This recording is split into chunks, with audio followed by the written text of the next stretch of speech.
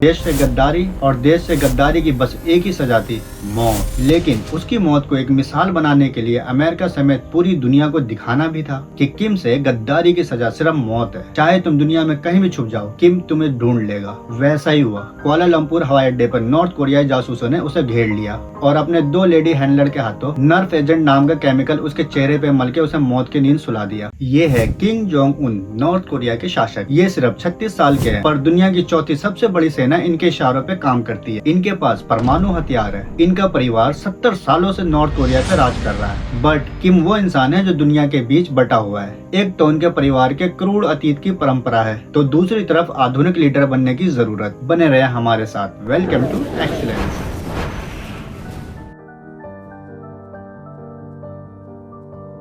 किम Jong Un अपने दादा और पिता के बाद नॉर्थ कोरिया पे राज करने वाले सिर्फ तीसरे इंसान हैं। वो अपने दादा और पिता की तरह नॉर्थ कोरिया का सबसे पावरफुल नेता बनने की भूमिका निभा रहा है। अगर मैं इसकी तुलना एक मूवी से करूँ तो वो मूवी होगी गॉडफादर। नॉर्थ कोरिया पे बहुत सारे प्रतिबंध लगा हुआ है, इसलिए उसके पास पैसे कमाने का सिर्फ एक ही तरीका बचा हुआ है, गैर कानूनी व्यापार। नॉर्थ कोरिया की हुकूमत एक बड़े आपराधिक संगठन की तरह है। बंदूक, ड्रग्स, जाली नोट और साइबर क्राइम से हर साल लगभग 200 करोड़ डॉलर की कमाई करता है। किम जोंग का पीजी बैंक भी है। इसकी पूरी हुकूमत इसी बैंक पे टिकी हुई है। हालांकि किम अब आधुनिकीकरण की तरफ बढ़ने लगा है। दुनिया के बाकी नेताओं से भी मिलना जुलना शुरू कर दिया है।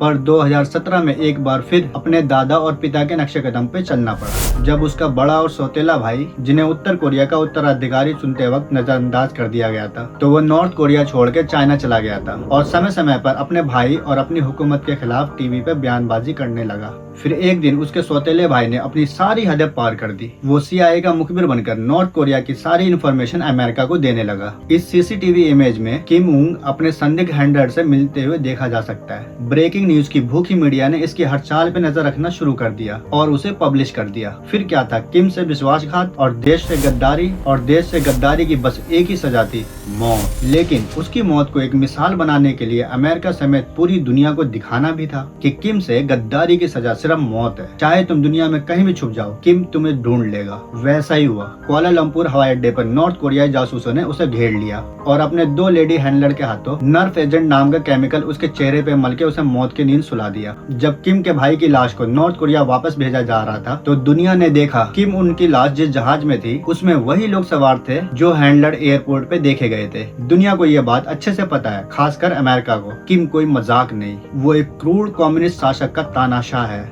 जिसके हाथ में खतरनाक परमाणु बम वाले मुल्क की सत्ता है। वो अपने शुरुआती शासनकाल में सबसे पहले अपने दुश्मनों का सफाया किया। दिसंबर 2013 में किम ने अपने चाचा जोंग सुंग को सजाए मौत दी, फिर परमाणु हथियारों को दुरुस्त किया। अक्टूबर 2006 में बैलिस्टिक मिसाइल का परीक्षण किया। फिर फरवरी 2013 के बाद किम जोंग उन अपने शासनकाल में पहला परमाणु परीक्षण किया। उसके बाद लंबी दूरी की मिसाइल के परीक्षण की लाइन लग जाती है, जिसकी मारक क्षमता अमेरिका तक होती है। यही वो बैलिस्टिक मिसाइल है जिसके दम पर नॉर्थ कोरिया ने अमेरिका पे दहशत फैला रखी है।